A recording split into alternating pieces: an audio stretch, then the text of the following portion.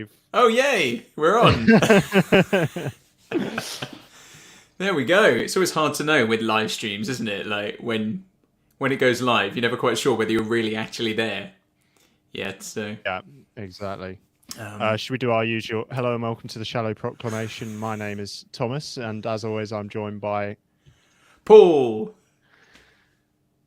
Look, it works live. See, you can do it live. How come when you've got to record it, you can't do it? Like, dear me. Yes. Well, yeah. Welcome everybody. It's good to see you. And we were just chatting a moment ago. We saw there's already a few people getting on the comments, which is great to see. Danny Cheesums. Yeah, great. These are names. It's nice because I recognise a lot of these names. Bobby Dazzler, of course. Danny Cheesum, Stuart Who, Titan Sci-Fi, Doctor Who 101. Yeah, these are all names I've seen before. Good to have you guys with us. It is the best we've ever done it. That's Paul Morris as well. Lovely to see you all. Great. It's like the whole family has arrived. Yeah, it's lovely. Hello, everybody. Cat. I mean that was something I was going to say actually. One of the things. I mean, we're not like a massive channel or anything by a long way. We're but the comments section I've discovered recently has been a little bit overwhelming. It's been struggling to keep up with so many of the comments, and but it is nice to see lots of the same names, so that's always good. Yeah, the loyalty of Shallow Proclamation followers is incredible. Yeah. No, we're just amazed anyone's interested remotely. So yeah, no, it's good. How are you doing, Paul? You had a good week? Yeah, I've had a relatively good week. I don't know where the time goes, to be honest. The week's just whizzed by. Today's just been manic. You know, I was working this morning and then came home and did my other job. It goes, doesn't it, like bread on a mirror. I was thinking about that quote this morning, actually. I don't know why. It's funny you should say that. But yeah, no, it just whips by, doesn't it? Yeah. Yeah. Yeah, no, it does. Are you doing all right? You're doing okay, though? Yeah, good, thank you. Won a Swede youth group earlier, so go hard or go home. I did Absolutely. both. So yeah, very. And what are you going to use that Swede for? I don't know. Boil it, mash it, put it in a stew. Put it in a stew. Yes. It in Stuart Who.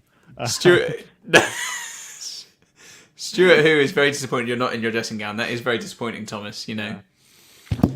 Oh.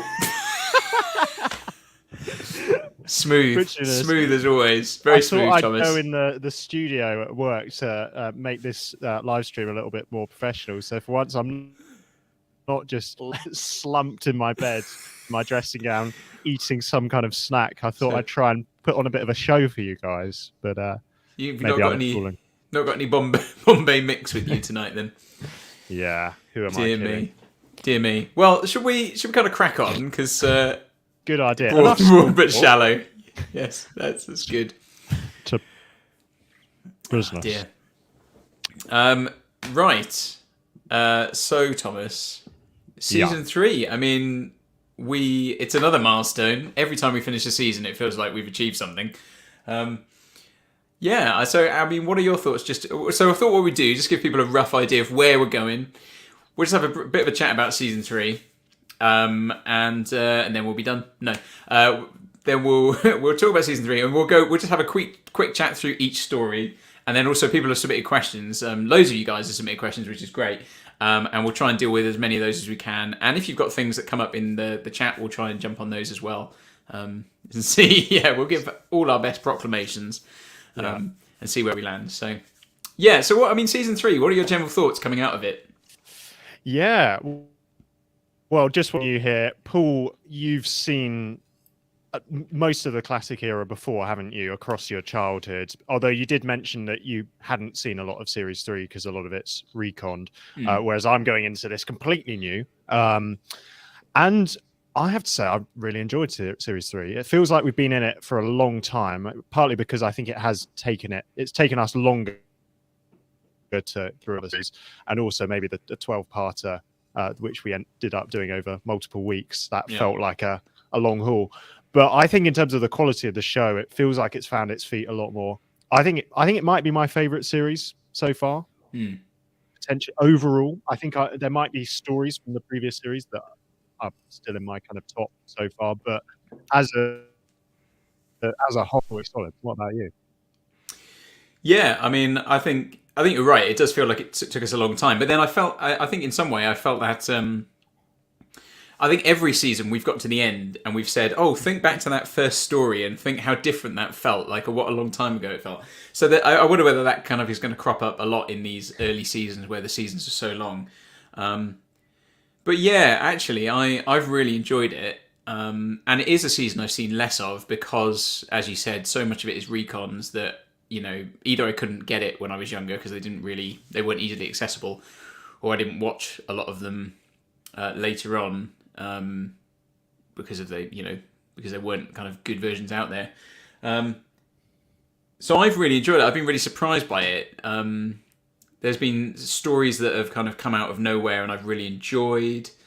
It had a very different feel, I felt, to the first two seasons. I'm not sure I put my finger on it. Maybe as we go through, we'll find that a little bit more. But yeah, and I think so far I definitely say it's the strongest season out of the first three, in my opinion. It does feel like it's found its feet, as you said.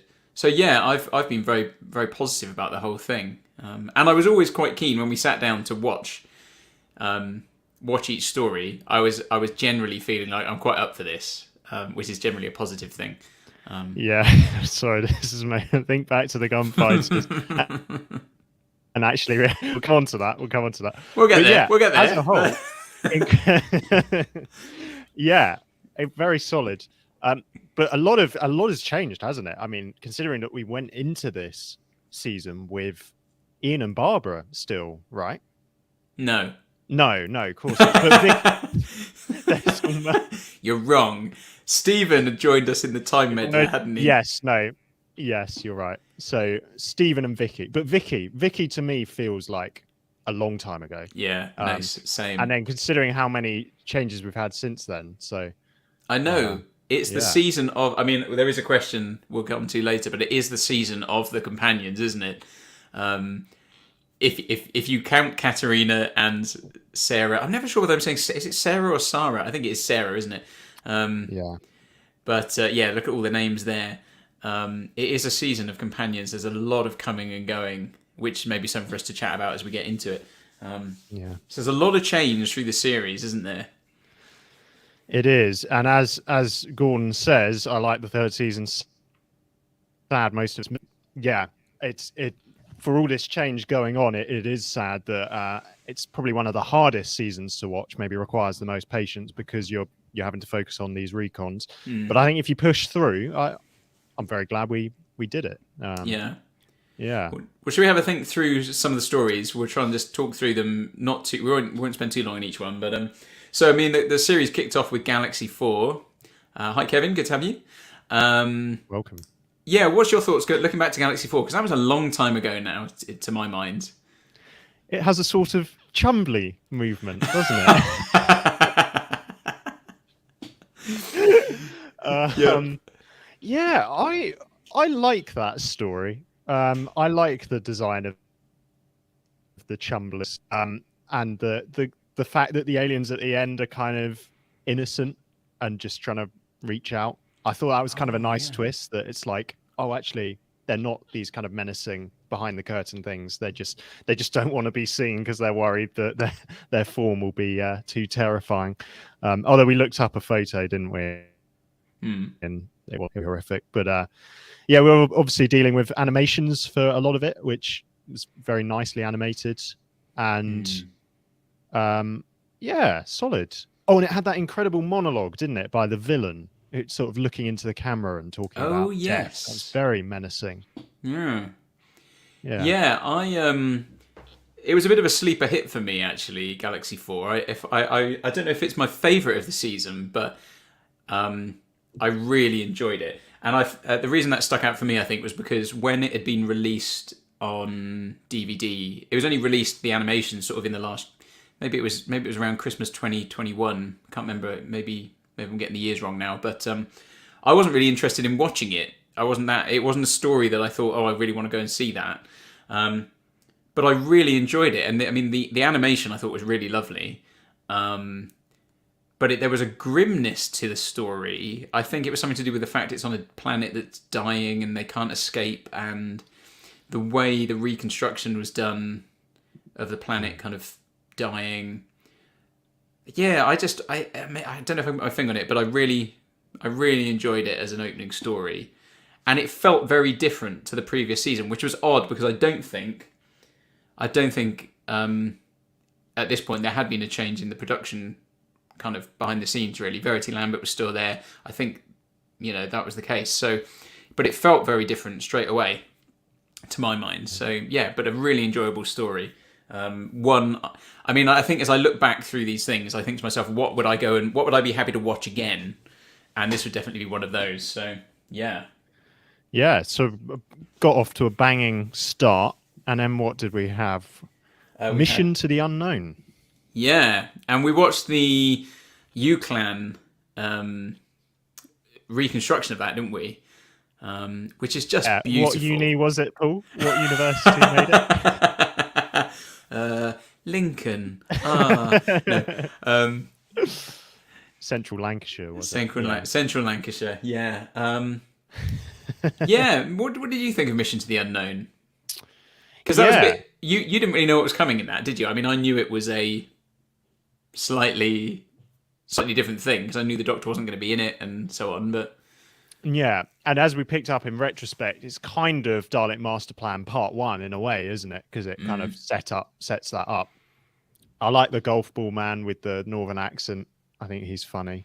The moon. Venus. What's the order again? But yeah. And then the Vargas, like the candy floss, kind of with the stick sticking out. That was interesting. I like the fact that the Daleks were using a means rather than just doing all the killing themselves. That they outsource their labor. I think that's something that the classic era does. That they actually use methods and they exploit other species to forward their ends rather than just showing up and shooting everyone. So they're a bit more scheming and a bit more cunning, and they form that kind of alliance, don't they? That kind of galactic council to plan to conquer the world or get the time. Is the time distractor? It's 3 o'clock. 3 o'clock. Is the time destructor teased in Mission to the Unknown? I can't remember. I can't remember if the time destructor gets mentioned. It might have done. But no. I mean, I think the thing that really was just beautifully done by U-Clan, the reconstruction, and it's just a labour of love. And we've said this about just normal reconstructions, but lots of planets the amount of love that's gone into it, yeah, lots of planets have a north. Just the amount of work that's gone into it to make it, and the fact that it was a kind of project done by students that then ended up on the official BBC YouTube channel. Don't forget to like and subscribe. Is quite something, really. Do you think we'll ever make a piece of content that will be shared on the official YouTube channel? I doubt it. Please don't speak to these men. It'll be that kind of thing, If you see these people, do not approach. Yeah, some watch list. Yeah. Although we did end up in Doctor Who magazine, so not quite there. Well, you ended up in Doctor Who magazine. Oh, well, but... With your solo career.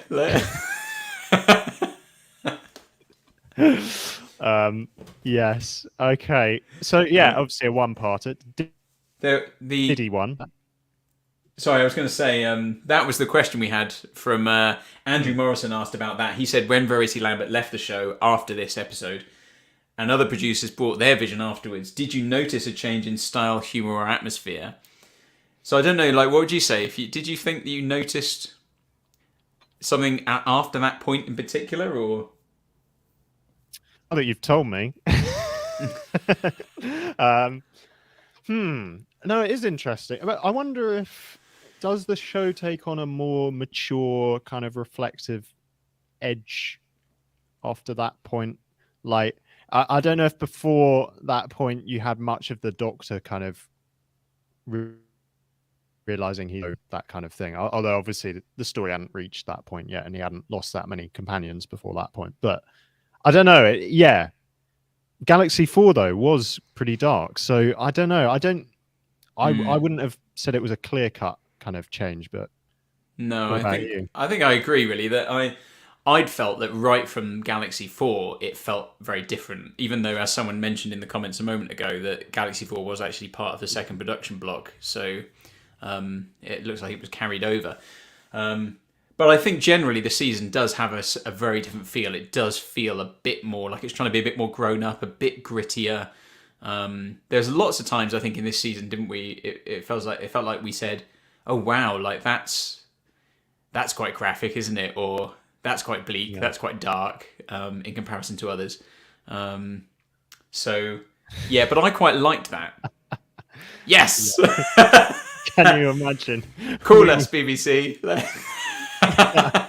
Yeah, train wreck. Whatever Haydoke's doing it for, I'll do it for half, right? We feature called Doctor Who Confidential. So we just talk about how Confidential gets made. We talk about the making of Doctor Who Confidential. But yeah, no, I think that's interesting though. I mean, yeah, the show's constantly shifting and adapting, isn't it? But yeah, it'd be interesting to think more about that. Maybe if we watched it again, we'd notice some more features. What's the next one? What about the Myth Makers? That was the next one. Do you remember much about that one? Because that was all recons, wasn't it? There was no actual episodes, I don't think. Yeah, that was the one you were a bit miffed at afterwards. Oh yes. Yeah. Apart from this part feels rushed, pretty solid story, quite fun to do the Trojan horse. Is it the Doctor who gives them the idea, or Stephen? Can't remember now. I can't remember now. I mean, I mostly remember the story as being it's in the same. It was kind of in the same vein as like the Romans, wasn't it? In terms of being a bit of a comedy caper, but not quite as all out comedy as that was. Yeah, a classical comedy caper. Yeah. Yeah. It was another strong one though. It was one, like I said, I hadn't seen it. I don't think I'd not really remember much about it, but I really enjoyed it. I thought because it was so light, and I think was that the one where I can't remember. People will correct us. That might have been the one where we said that the guy who wrote it did a lot of writing for radio, and therefore maybe that's why it worked on audio so well. If that was the one, I might just be making that up now. Yeah. So, but yeah, I mean, I think obviously we saw Vicky go. And it was very sudden, wasn't it? As someone said, who said that just in the comments a moment ago about companions leaving, James A. Fitzpatrick. I don't know if you can see that one. He said, I feel as though the companions' lives were less important to the production team after Verity. They come and go with less care. And I think Vicky seems to be the sort of start of that, where she's just rather unceremoniously dumped. Which was a shame, because we'd said in season 2 that Vicky was sort of she sort of became the MVP of the group, you know, really liked her. She really grew on me. So it was a shame that she had a bit of a damp squib of an ending, but it is what it is. But how wonderful that trailer for the DVD release. Yes. With Maureen O'Brien. I know. I mean, I don't know the video. I was genuinely like a little bit emotional. Yeah. Because... You know, it's quite moving. I felt that she was in that, you know. So, yeah, and that's just nice. Just shows the pull that Doctor Who has to get people back in to do things. So, yeah, really lovely that was. That was a lovely touch.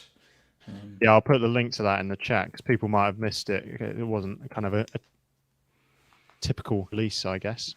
No, I'd forgotten we'd even done that, to be honest. So, yeah, little bonus. But yeah, absolutely. Yeah. I was going to say, what about Dalek Master Plan? Really, that seems the thing to get onto. This 12-part epic Yeah, I mean it's good, isn't it? The best part is the Feast of Stephen. We brought that out on Christmas Day. Oh Oh, we yeah, of found that course. so funny. What made it doubly funny was the recon and the kind of animated like people running Oh down a yeah, that was corridor. so good. That was brilliant. But I think I still hold that it didn't need to be 12 parts. I think you could have told that story in less.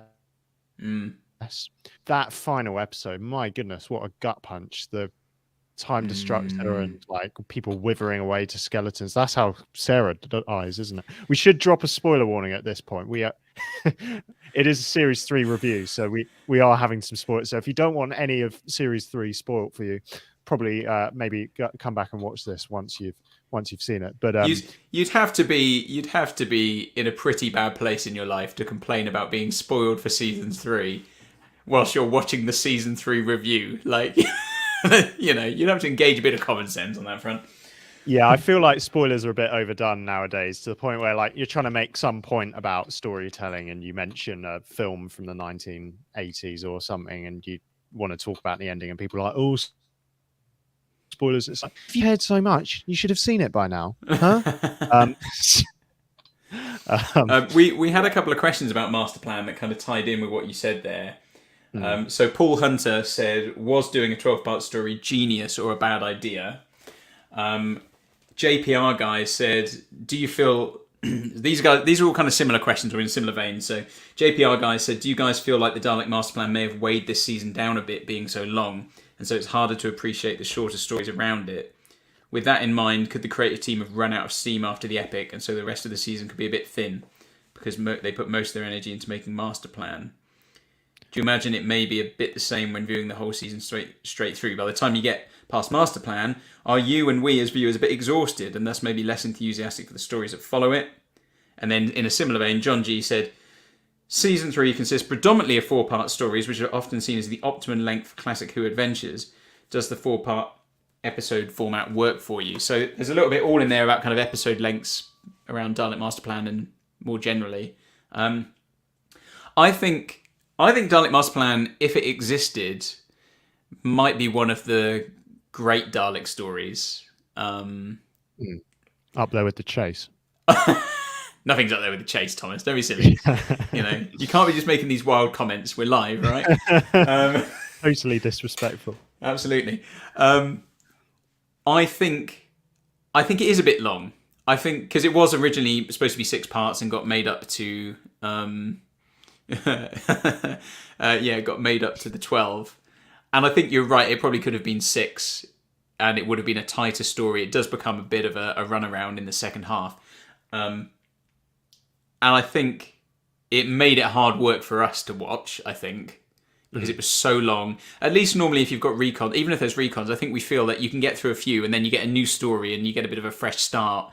Whereas it was so long, it was quite hard to keep going, particularly in that second half. But the final episodes, particularly the final story, like you said, was just absolutely phenomenal, I think. And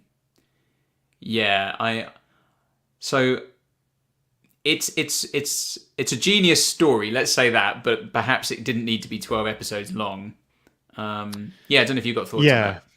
No, that's helpful. And I think we were able to kind of keep it in our heads, you know, watching the 12 parts over maybe 3 weeks.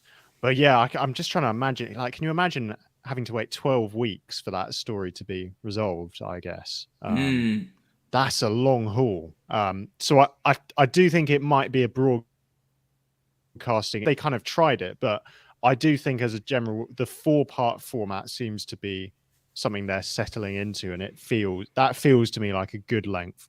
Because I mean, you could have even kind of divided the Dalek Master Plan up. Like, it did keep introducing new elements, which was good. It kind of kept it engaging because you had the Time Meddler coming back, you had the ancient Egypt bit, which was a bit of a curveball.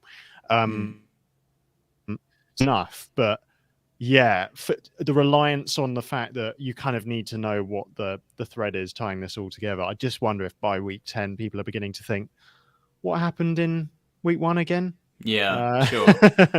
But yeah, very impressive. And I kind of wish that Feast of Stephen was discovered. Well, that maybe it's one of those things. Feast of Stephen is so hard to listen to because there's points where it just seems like absolute chaos is occurring, and everyone's talking over each other. And I kind of thought to myself, I was just thinking about this yesterday. Maybe if it existed, you might be able to make more sense of it. This is exactly what Simon Bedford has said. Might make sense if we had footage. I suspect it's very visual. It might be daring pieces of visual comedy ever performed, and we just don't know. Yeah, no, that's a really good point. Yeah, I do think in response to sort of John G's question about do we think the 4-part format is generally better, or does it work for us? I mean, I think it depends on the story. I mean, I think anything more than 6 can be a bit overlong. But they're saying that there's going to be some Troughtons which are more than 6, and I quite like them. But I think so much of Who often suffers from that, whatever length it is, it probably could have been an episode shorter. Right. So a lot of 6-parters, around episode 5, you kind of go, are we just sort of padding it out so we can get to the final episode? And sometimes in a 4-parter, you kind of think this could have been 3, maybe. But not with everything. You know, it just depends on the story, I think. So, yeah. But for me, though, I mean, Doctor Who's like comfort food. You know, it's like lasagna or something. So I'll just keep watching it regardless. So no matter how many episodes there are. So yeah, and I'm glad the show keeps trying things. I'm glad that it tried a 12-parter. And to be fair, I mean, you look at the modern era, you know, Flux was kind of a all one story, wasn't it? And there was a Capaldi series which was all 2-parters, wasn't there? Give or take, wasn't it? Yeah. His second season was almost all 2-parters, apart from maybe 1 episode. Right, 3. yeah. You could debate whether the finale was 3 episodes, couldn't you? Is it Face the Raven and Hellbent, Heaven Sent? That's it. So I like the fact that they keep playing with the format in a way. I kind of don't want them to stop doing that, you know. Another Doctor Who movie or something, and then that's suddenly a completely different format. I think it kind of keeps the show alive if you're slightly kept on your toes. But yeah, Dalek Master Plan. I mean, it clearly has genius in it, doesn't it? Oh yeah, without a doubt. So very strong, and that final story, the final scenes, and it ended so bleakly. It was a real sort of tragic ending, wasn't it? And we liked Katerina, that at the time. Sarah, what a terrible waste. Yeah, exactly. Yeah, it was great. It was, I mean, and that it had more heft, a bit weightier, you know, than just some stories which finish with a very quick resolution and then everyone just goes back to the TARDIS and carries on. So yeah. And then we had the massacre after that. Was it Paul Hunter was an absolutely championed this story in the run up to it. So when we brought out our Thunderbirds reaction, he was raring to go for massacre. Like, well, guys, got a great story ahead.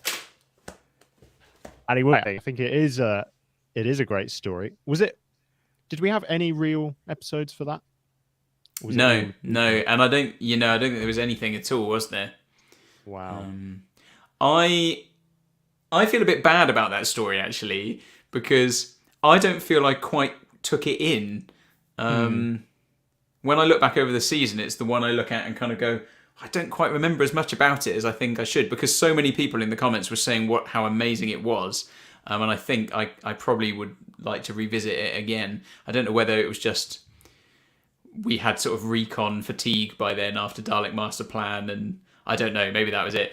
Recon fatigue. Recon fatigue. But yeah, but it did have that excellent bit, didn't it? And Paul Hunter did have his question. He had a question. He said, "What are your thoughts on the Doctor's soliloquy in Part 4 of the massacre after Stephen leaves?"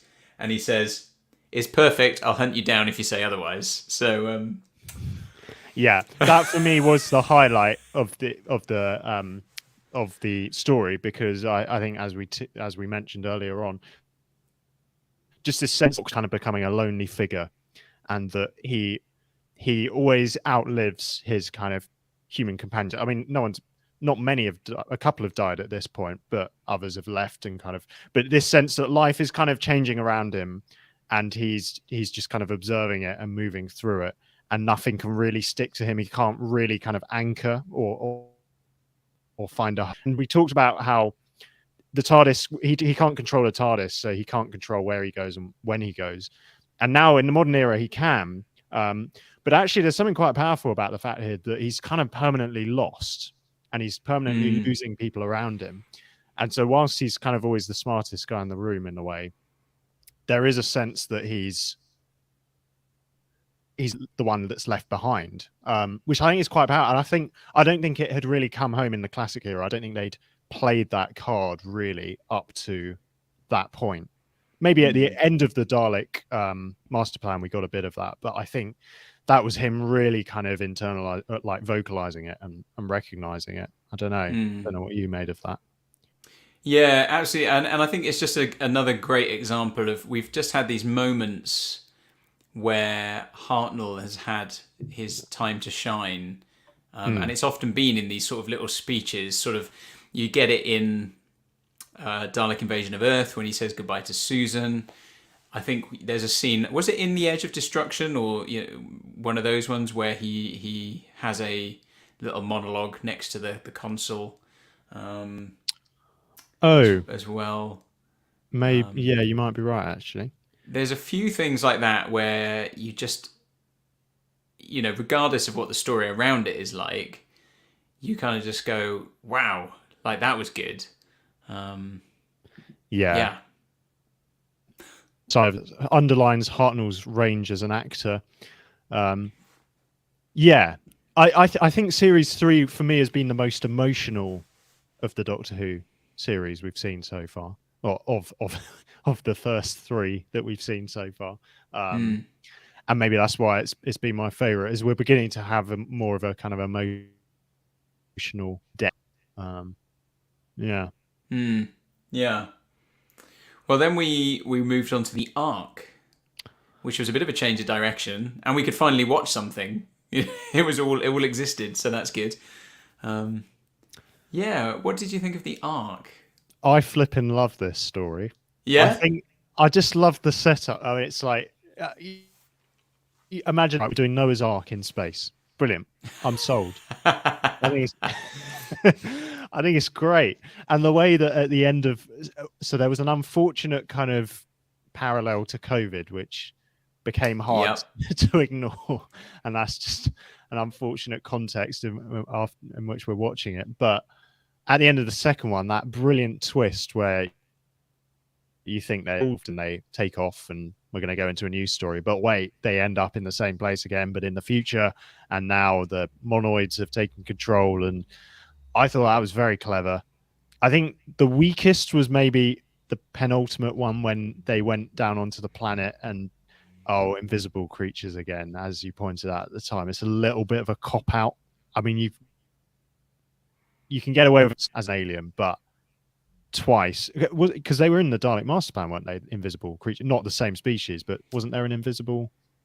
I can't remember which story it was. Yeah, we commented on it at the time, didn't we? Said we've not long ago had invisible creatures. Can't remember exactly what it was in, but yeah, I have a feeling it was around the time, the shot with Sister and Stephen on the trampolines. I have a feeling it was that planet, maybe. In Dalek Master Plan, I can't remember, but yeah, we've definitely had it in the series. So it was maybe a little bit unfortunate that they used that device again.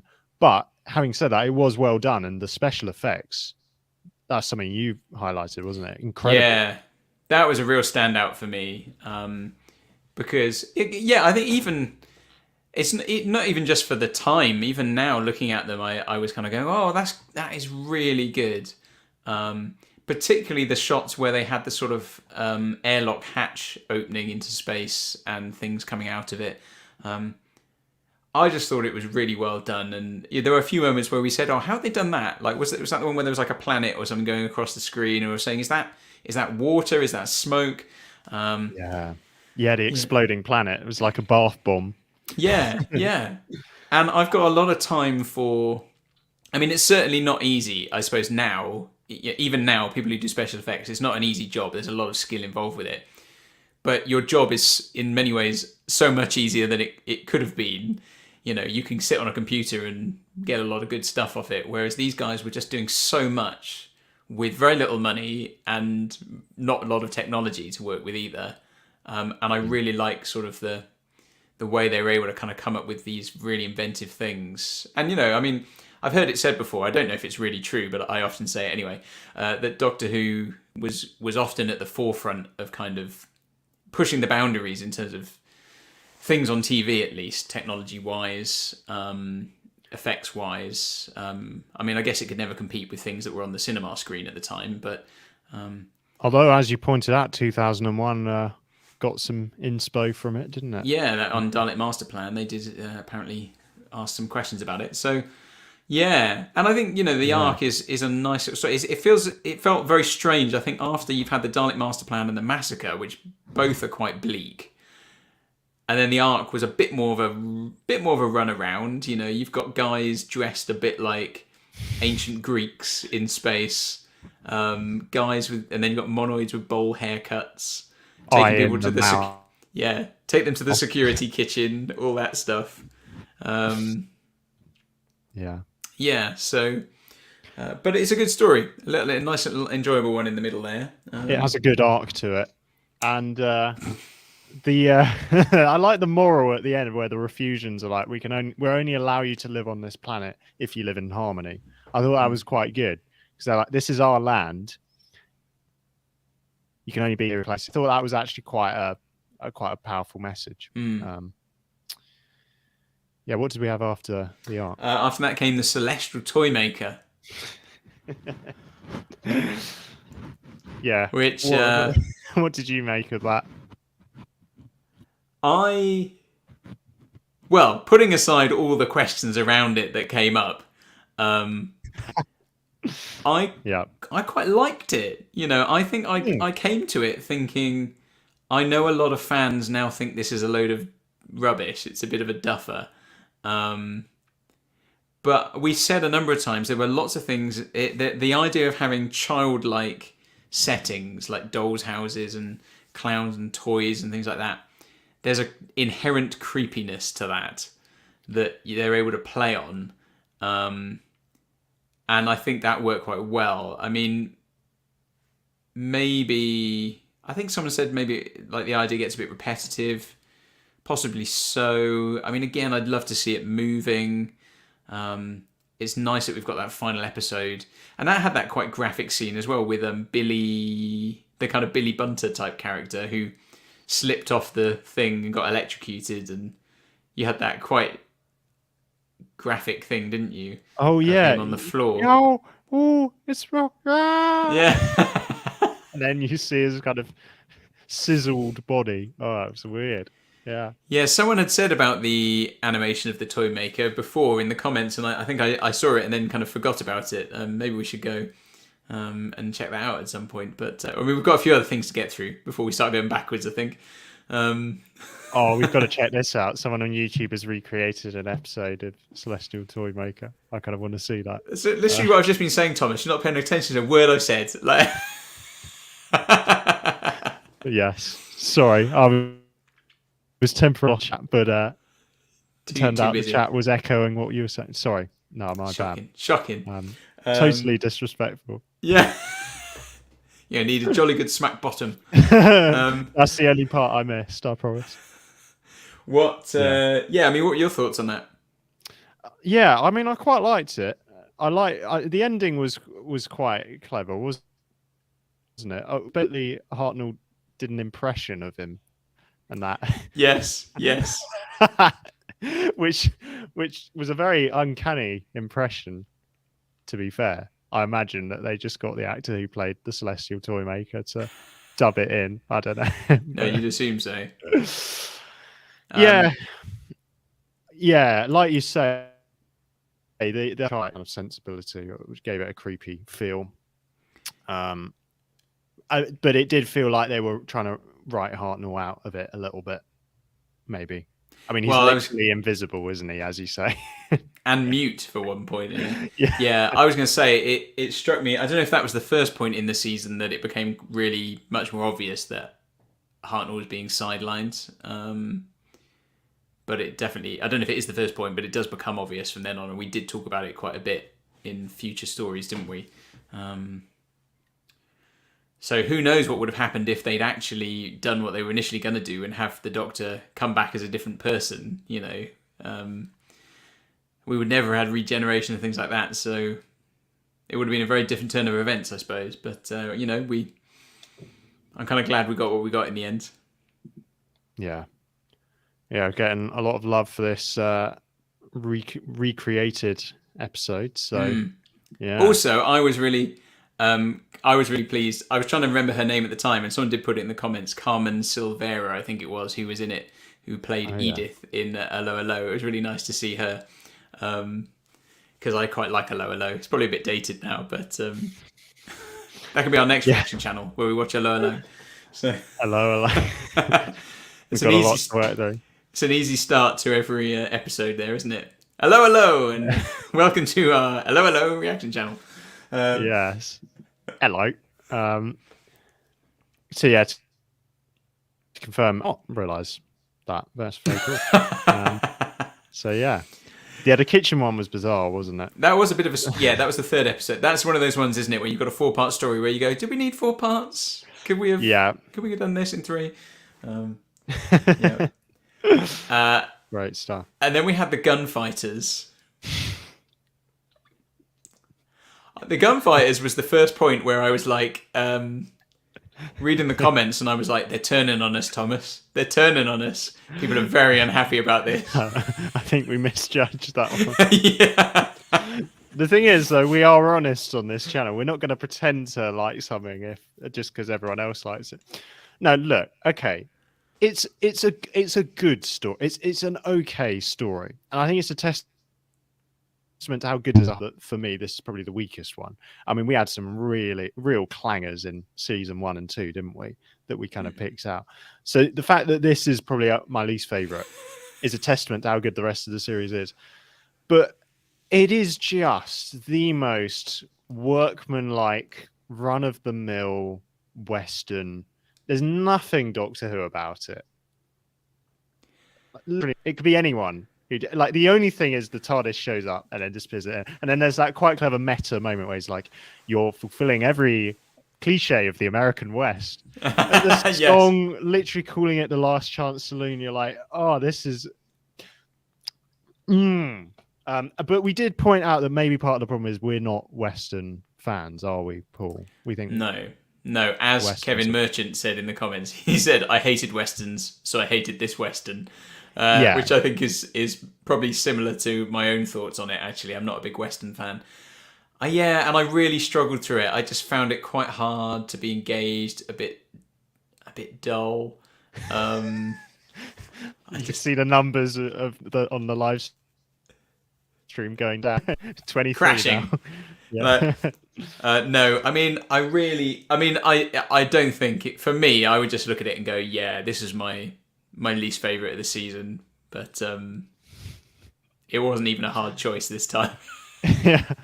There'll be blood on the sawdust in the last. Oh dear. Yeah. But I think that's the reason that while we were watching it, we just ended up talking about what we'd rather be watching, like Indiana Jones. And obviously we recorded them back to back. So the reason that one of them started off with us talking about Indiana Jones was because that was what we were talking about at the end of the previous one. Someone wrote in the comments, totally disrespectful. Well, when you said to me, because Thomas said to me at one point when we came in to record, he said, "Have you seen the comments?"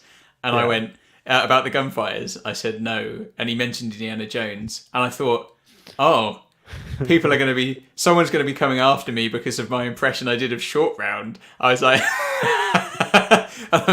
but that didn't get a mention. I was like, that one's flown under the radar. Thank goodness.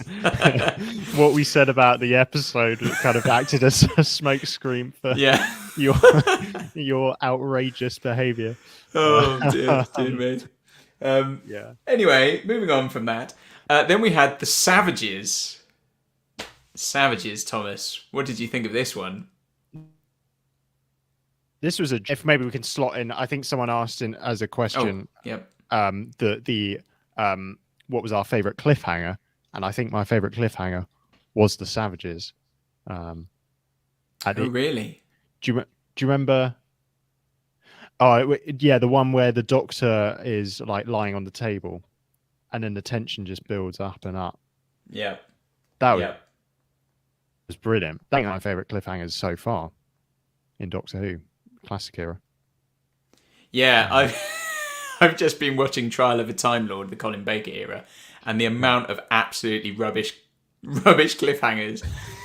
We haven't got to that yet, Paul. I'm sorry, but I have to say, are you watching that? I'm sorry. Yeah, I've been watching Doctor Who without you. I feel betrayed. I'll give you a quick recreation, Thomas, of how almost every episode of this Colin Baker story ends in Trial of a Time Lord, the cliffhanger.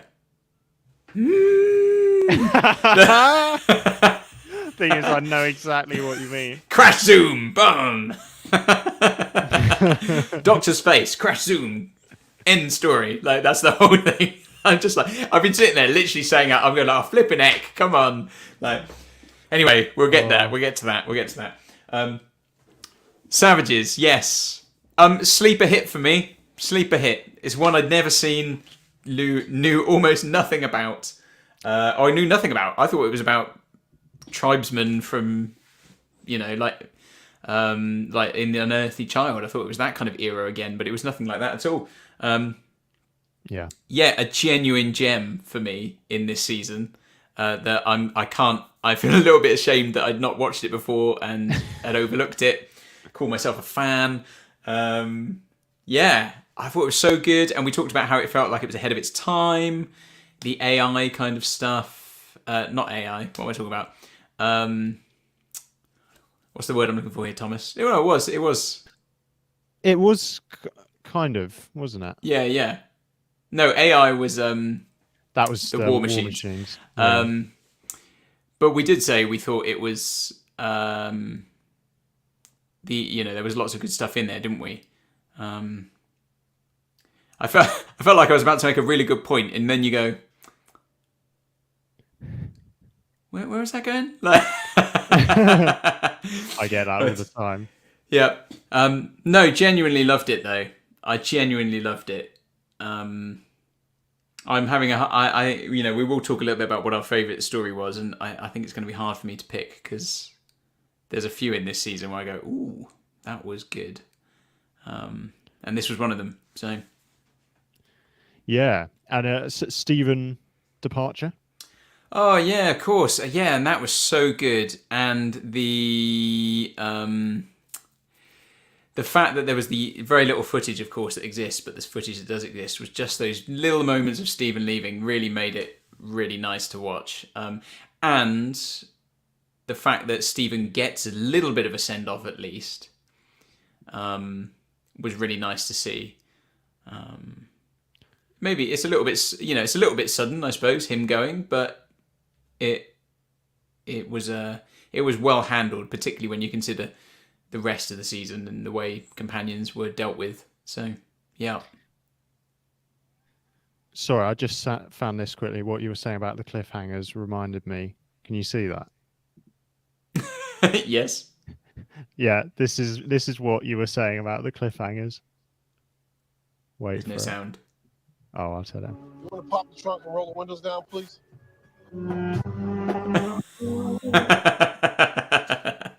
You can get a laugh. Yes, it's exactly that. But yeah, it's become a bit of a cliche, hasn't it? But yeah, totally. I have to get very close to the camera for it to work. Anyway, yeah. But no, you're right. Yeah, Savages, an underrated gem, maybe. Yeah, and a number of people said similar things in the comments as well, so that was interesting to see. Yes, that would be nice to see an animation there. John G saying, "I hope they animate the Savages. It deserves a wider audience." That would be good. I think that, I envision that as time goes on, maybe they will animate everything. Particularly now, there's a bit more of money appeared from possibly from the Disney kind of thing. Whether that will end up going that way, I don't know, but it would be nice to see. Cool. Yeah. And then we had the finale, the War Machines. Yeah. Good stuff, I'd say. It was nice to have one in London. We both pointed out at the time, one that was set in contemporary London, and the club that felt quite natural. That scene, kind of just shot in a club with the music. The biggest kind of sticking point with the Wolf is the departure of Dodo. Oh, yes. Which has all the emotional weight of a sort of a dead fish, basically. Terribly handled, isn't it? Yes, it is not well done at all. And there is, I think, maybe we'll come back to the companions in a moment, because I think someone did ask about companions.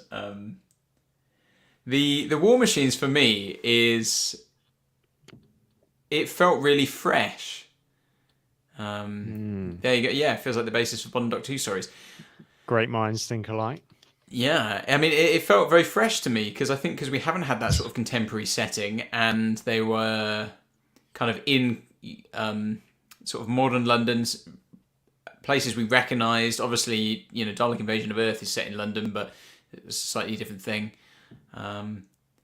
It kind of felt like the show again was slightly reinventing itself to go and do something different. So I really liked it, and actually, I think in my head, I think when I said I'd only seen it maybe once or twice because I had it on video but didn't revisit it a lot, I think I maybe thought it was a bit boring when I was a kid, but I really got into it this time, quite enjoyed it. And I think for me, I mean, talking about good cliffhangers, you've got that scene of, it might be episode 3, where the camera comes right into Hartnell as he stands his ground against the War Machine. Yeah, but in a non kind of annoying sort of way. It was kind of a hero shot, wasn't it? Yeah, it wasn't like a crash zoom into his face and going. No, he was just standing strong in the face of it. So yes, but yeah, I mean, so I think a strong finish, and obviously the introduction then of Ben and Polly. Although we don't really see them much as companions in that story, I suppose we don't know necessarily that's what they're going to be as that's happening. Yeah, and just to pick up on the machines themselves, we did think that it was a design that it was a good design, but it maybe didn't quite work. The really annoying noise that was just because they couldn't talk, so it was just that constant. But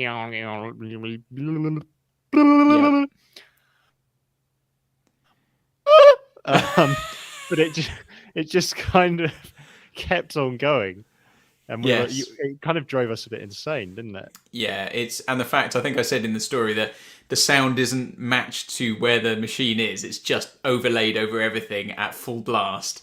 And it does your head in. If you had dogs in the room, they'd have been going bananas, I imagine.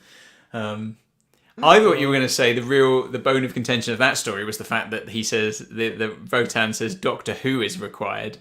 I mean, that's a fairly minor gripe, isn't it? No, it's not. It's someone said to me on Twitter, like, why does it matter? And for me, the reason, I mean, it doesn't really matter. It doesn't really matter. But the reason I don't like it is because it's me. It would be a bit like, in my head, when they say Doctor Who in the series, unless it's a joke as kind of like, Doctor, when they say, who's this Doctor, Doctor Who? I can kind of get away with that. I can let that go.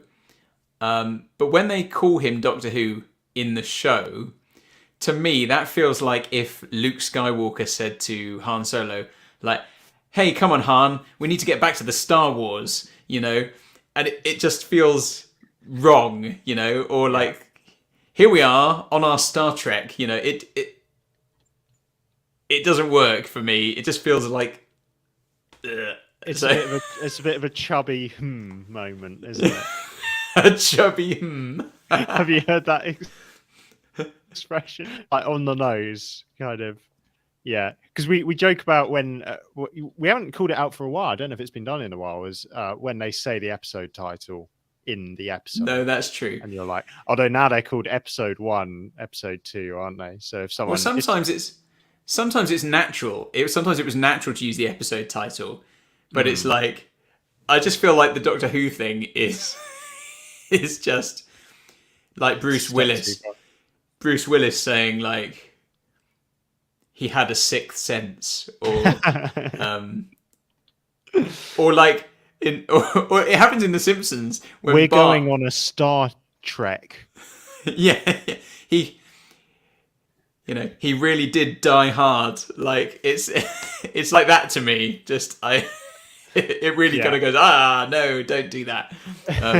But what can I say? Yeah. What's your name? Ray. Ray who? Ray Skywalker. It really was the rise of Skywalker. It would just no, stop doing these things. Anyway, yeah, Stuart Who? Yes, God help us when we get to the Silurians. You're absolutely right. So, I mean, we've kind of talked a bit about the series there, and then we had questions which weren't necessarily specific to particular stories. I mean, one of the questions Paul Hunter had asked is like, what do you think is your favourite story of the season? And I mean, do you have one where you go, yeah, that's the one? It's that's an example. Unearned kind of declarations. Yeah. Yeah. Okay. I'm going to say the arc, actually. I'm going to commit to that. I just think it's great. What about you? You know what? I mean, I'm really torn between Galaxy 4 and the Savages. Yeah. Maybe bizarrely. I don't know. I early on, I was like... Interesting. Yeah, well, early on, it was going to be the Mythmakers. I really like the Mythmakers. I think because the lightness of it, but there's so many good stories in this season. I think that's the nice thing. So the fact that it's hard to choose is a good thing. Maybe, yeah. If I had to look at this now, and I thought, what would I go back and watch right now, this second, as like the one? I think I'd watch Galaxy 4. Wow. Okay, mate. I like that. Surprisingly, I think, but yeah. And I think... Yeah, we're not too orthodox in our opinions of Doctor Who, are we? No. Yeah. A lot of alignment, but... Here you go. This is a good question from Doctor Who 101. And I've not really had a chance to think about it. What is the best part of the worst serial? And what is the worst part of the best? That's a very good question. Well, I think as... The best part of the Gunfighters was when it finished. No. Yeah, was that finale with the gunfight? That was all right, wasn't it? I mean, as you said at the time, it's not John Wick. It's not. No, that was great though. The final bit, and we said then they came outside. I know people mock us for saying it, how good the sets are and stuff, but they made a good effort on that end scene. A lot of money went into it, and I really liked that in that story, even though I wasn't really a fan of the story as a whole. So, yeah, if you want a time traveling visiting the Western that does it better, The Future 3, I recommend. Well, yeah, that's just a classic. Yeah, but yeah, no, yeah, that's probably true. And then if the arc is my favorite one, I think, as I said, the part when the refusions are introduced and you're like, oh, they're invisible.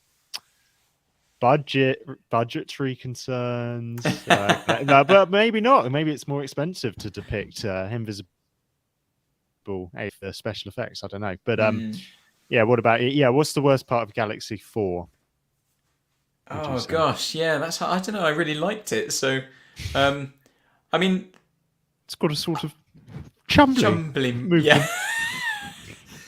I mean, the Chumblies are a bit rubbish. I mean, I kind of like that about them, though. They're a bit silly, yeah, but they're kind of endearing to me in that way. You know, there's a naffness about them that I quite like, but they're not great.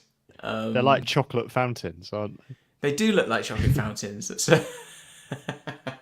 all those bougie weddings I've been to. Dear. Yeah. None. What about you? Do you have a low point from the art. Oh no, sorry, you've just done Were you that. listening, Paul? No, don't pay attention to the word you're saying. What would you? Oh, we've done that then, haven't we? Because we both agreed. We agreed on the gunfighters, didn't we? I was thinking you've got another story, but you've not. Well, yeah, no. Because would you say that Dalek Master Plan is considered the best story of Series 3? I don't honestly know. I don't know if there's a consensus. Or maybe what's it called? The Massacre. Why did I forget that? Yeah, I mean, there seems to be a lot of love for the Massacre. Yeah. Yeah. I mean, yeah. I think for me, a weak part of the Massacre is that he looks too much like the Doctor. I mean, it is just too uncanny, and there's not really an explanation given to it. If it was like some interesting connection between their DNA or the Doctor's secret twin that we didn't know about, yeah, it's literally a doppelganger. It's literally he looks more like the Doctor than in the chase. The actual is meant to be a recreation of the Doctor. That's very true. That's very true. Do you have so Patrick Elshan asked, who's your favourite one-off character? So who only appears in one story from the season? Do you have a favourite one-off character?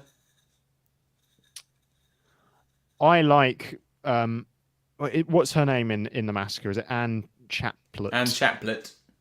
Yeah, Dodo's ancestor. Yeah. Anne ancestor.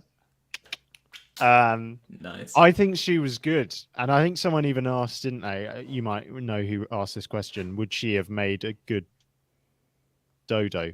I think it was.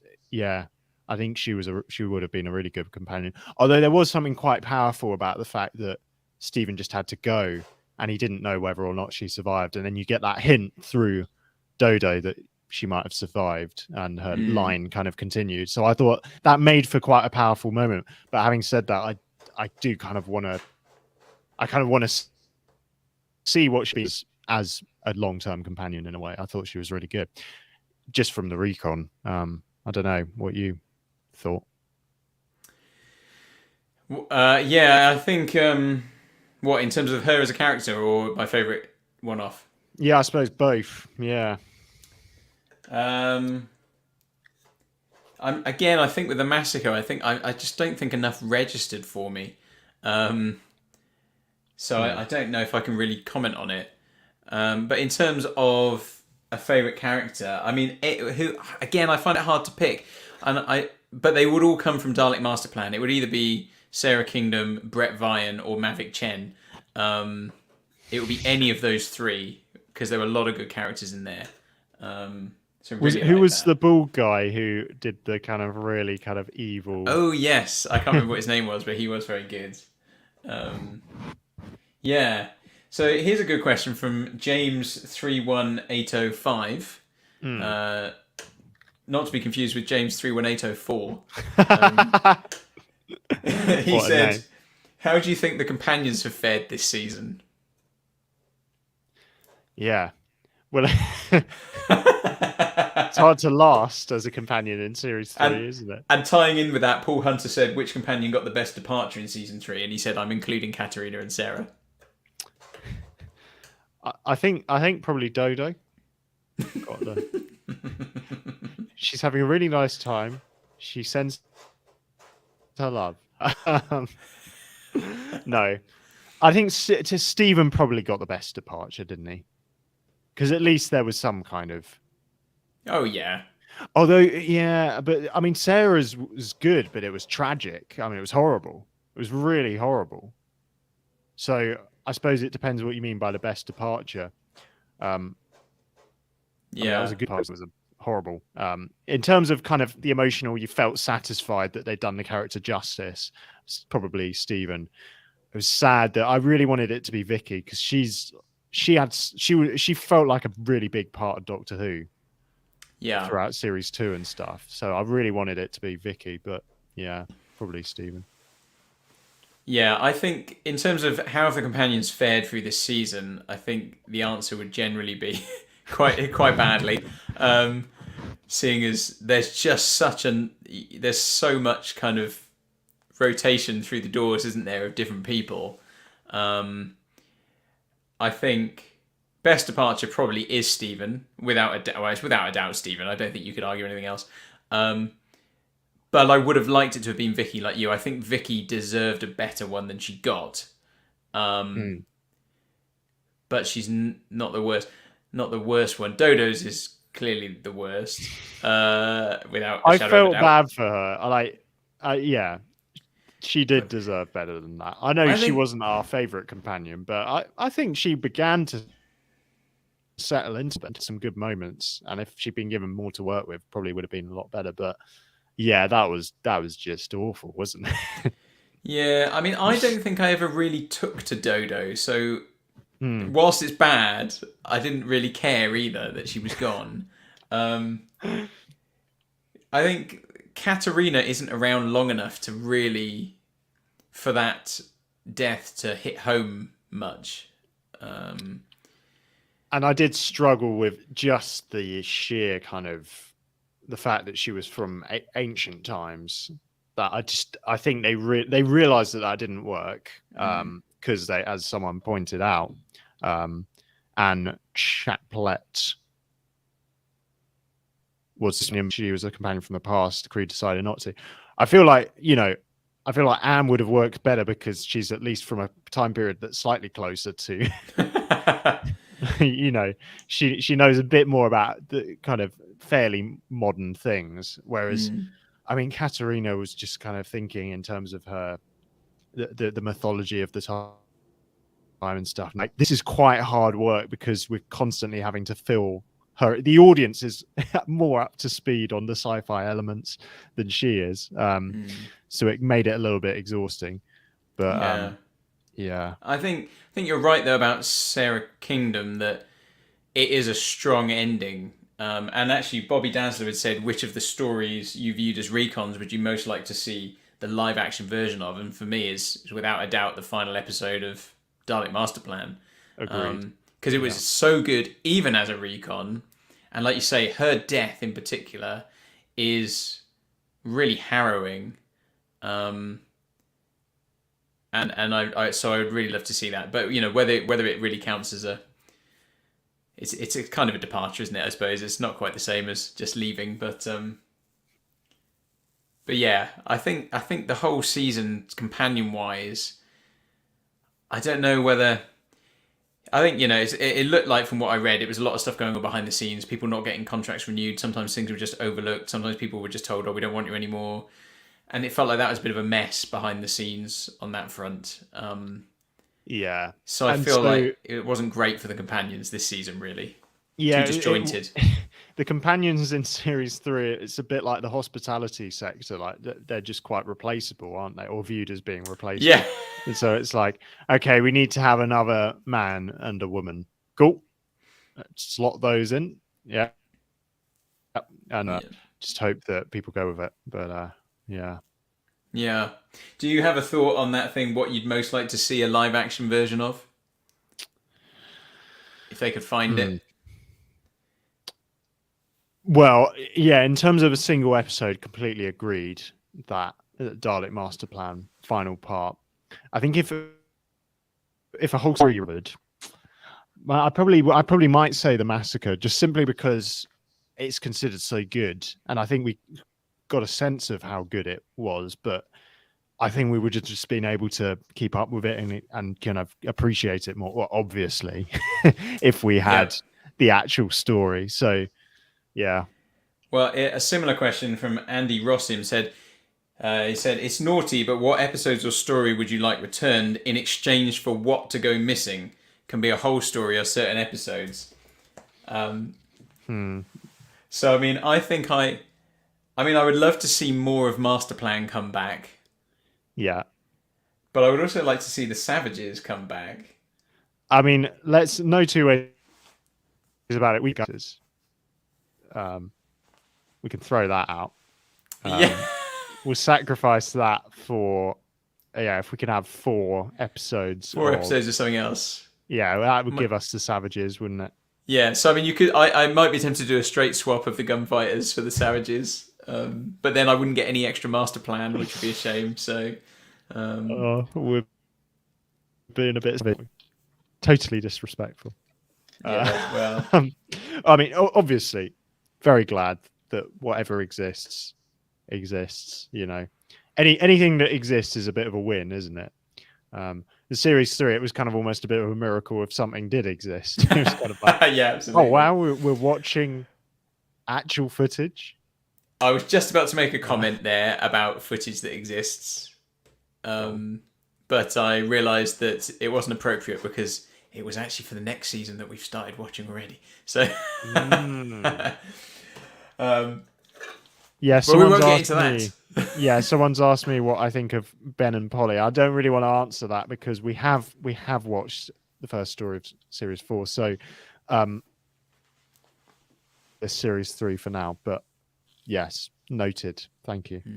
Tell you what though, in regards to that question about what would you exchange, I mean, I'm assuming you can only exchange season 3 stories for other season 3 stories, because otherwise I'd be like, you can have the web planet. You can have 6 episodes of that, and I'll have much more of Master Plan back. Oh, no, but Paul, it gave us so much joy. It gave us so much, but it was hilarious. Had a lot of value, didn't it? It gave us a lot of value. Udara come from the sky. From the roof. Oh, man. Yes, I mean... Here it comes. Yeah, exactly. Yeah. It's all started again.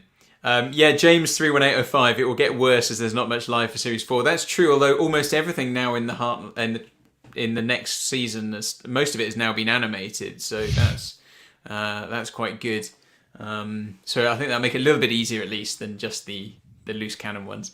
Papa Lazarou is absolutely Papa Lazarou. Yeah, that's you're my wife now, Dave. If you've got no idea what we're talking about, I mean that's going to be completely random to everybody. We've only got a few more questions here, Thomas. John Larrow said, assuming you didn't know the show was actually going to go on and on, watching the 3rd season, are you getting a sense of the show possibly reaching its end? Well, as in the feeling that they thought it was going to end. Yeah, like it's winding down, and they needed to wrap it up in some way because Hartnell, I guess, maybe being sidelined and stuff. Yeah, maybe actually. As Hartnell becomes increasingly absent, you're beginning to think, okay, well, the assumption at this point, because before the kind of genius invention of regeneration into the series, you're probably thinking this series can't continue without William Hartnell. Is that this show can't continue without the central character, and so thankfully they found a way that is allowed to continue for 60 years with different actors, which is great. But yeah, I mean, it did feel like they were beginning to just his role was beginning to diminish, but equally, like his moments were becoming increasingly good as well, like having some real kind of zingers, like his monologues and the hero shot and stuff. So when they do have him on screen, most I don't know, but I guess the stories as a whole still have a drama to them. You don't get a sense that it's kind of settling. Really, the Doctor's still this wanderer in the 4th dimension. Yeah, I mean, his backstory hasn't been wrapped up at all by this point. There's no kind of sense of what he's actually kind of looking for. Sense is just a sense that he's going to keep doing this and bringing new people along. So I don't know. Yeah, have you got the sense that it feels like it's winding down?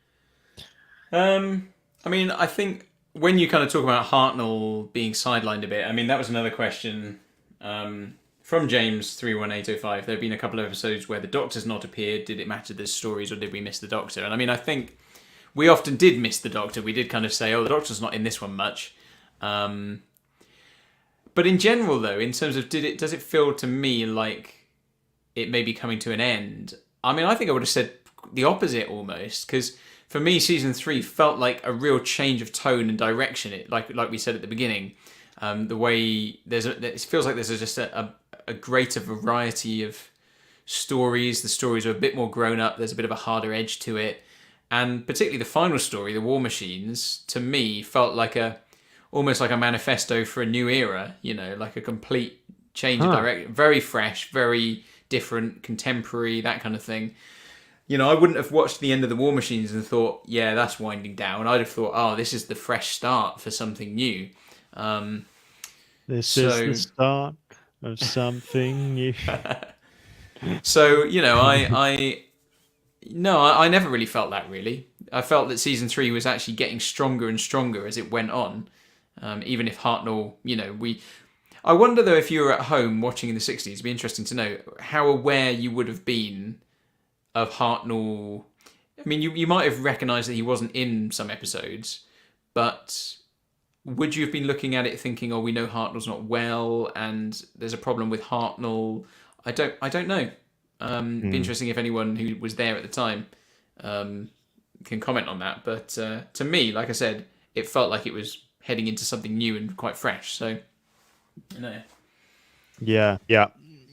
Constantly pulling out the stops. Yeah, they're sort of running at it, shouting, aren't they? Even if there was maybe a sense on conversations on set and in production that, oh, we don't know how long we're going to be able to continue this. They're kind of like, we'll just keep giving it our best shot. Might as well, you know, keep pulling out the stops while we can.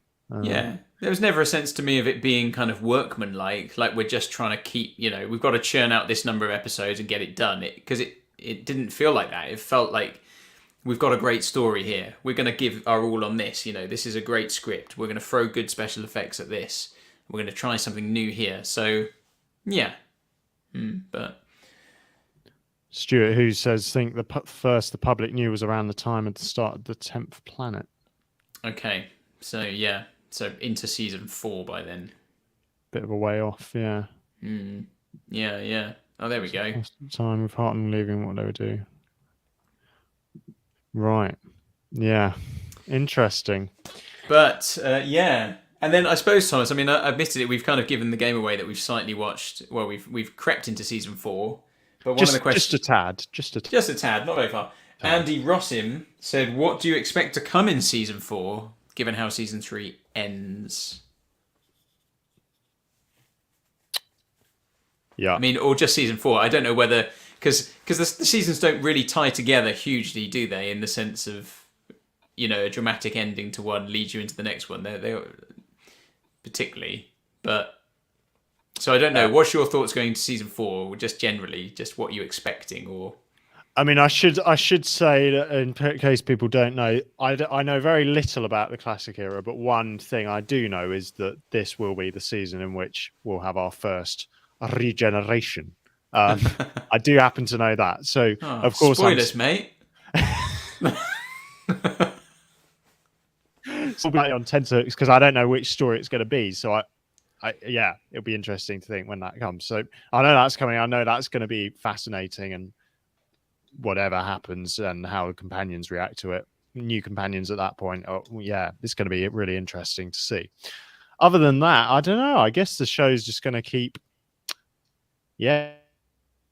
Keep trying to break new ground, I guess. It feels like, I'm trying to think of any major big historical era that we haven't been to yet that might be cool to see. We've done Aztecs, pyramids, a lot of kind of France. So I don't know. Yeah, just more of the, whether it's going to continue that darker tone, more reflective, the loneliness of the Doctor.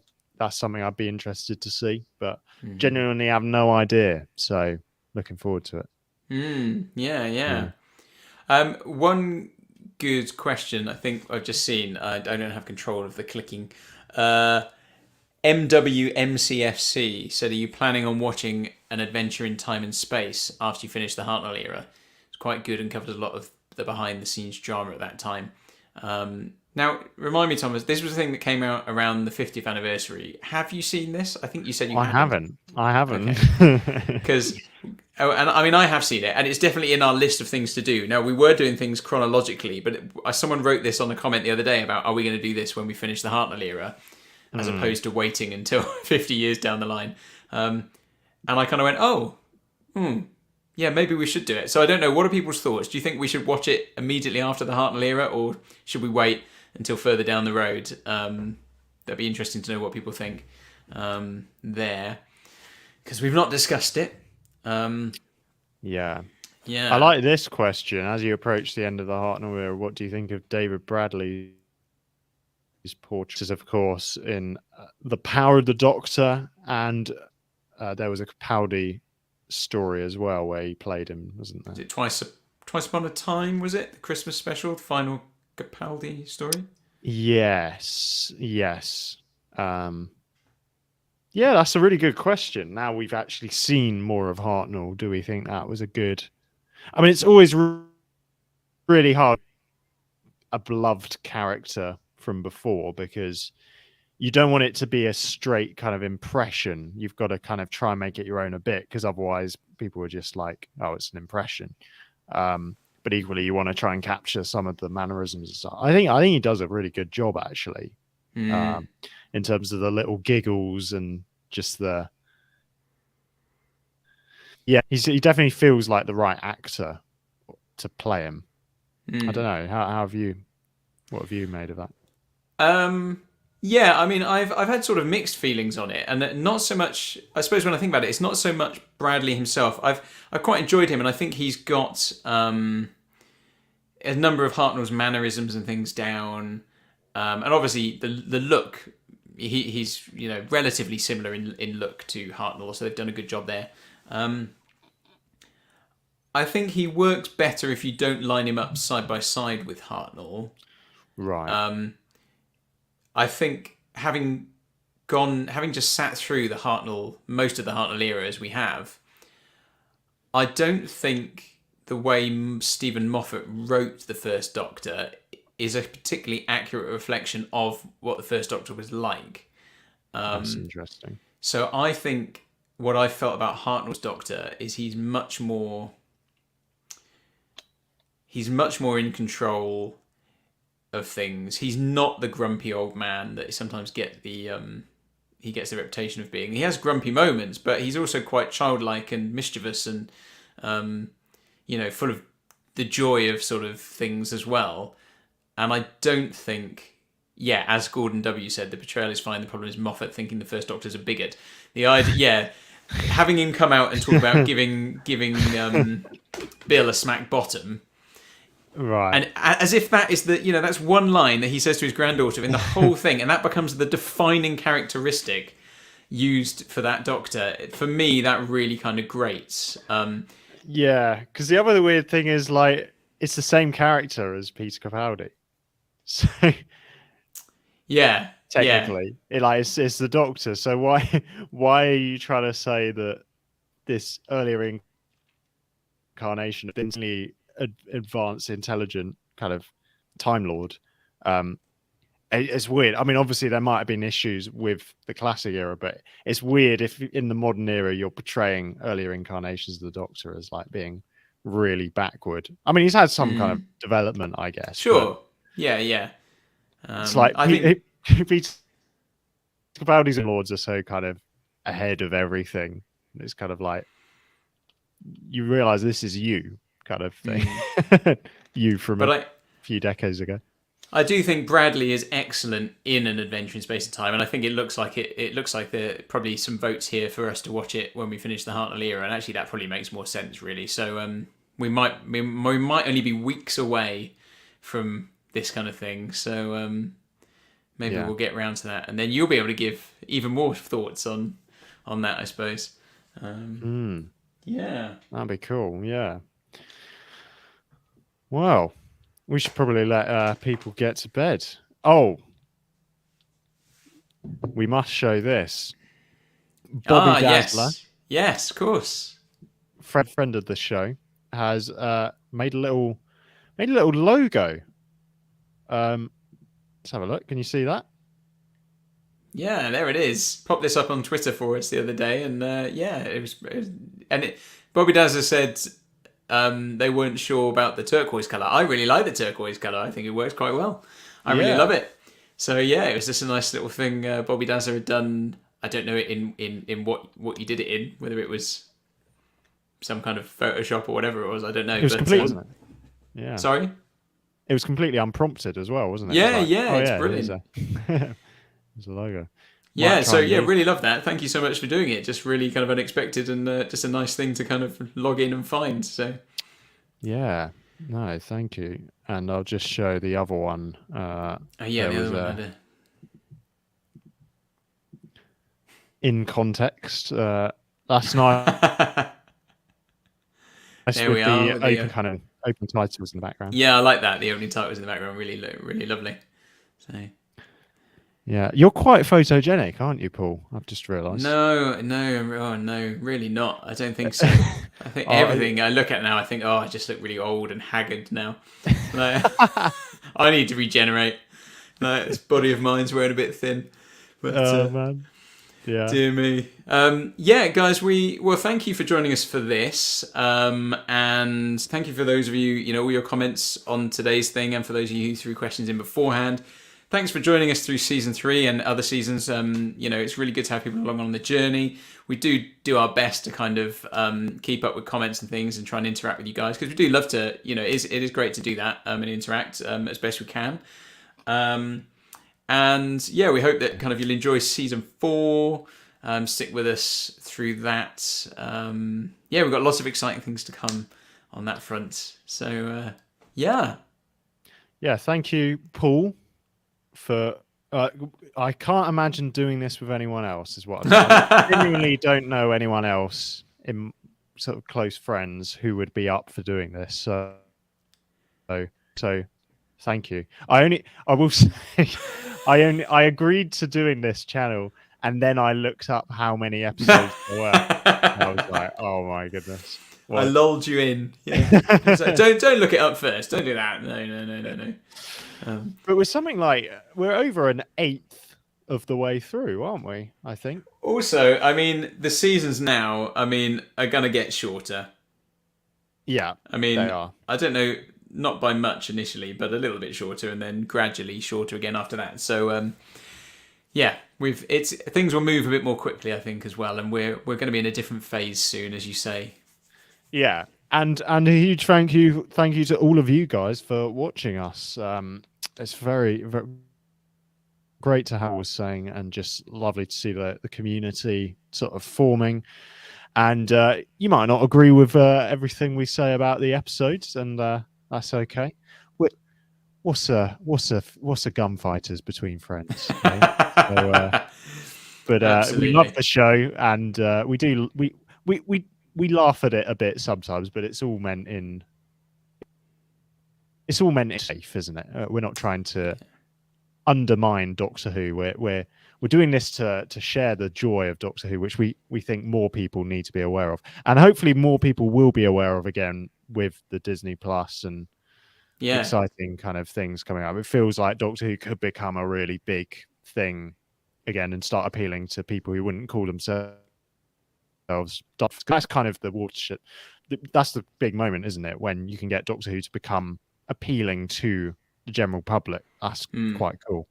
Yeah, and do join us soon for Doctor Who Confidential, which is going to be it's going to be amazing TV. Yeah. Oh well, there we go. Should we say?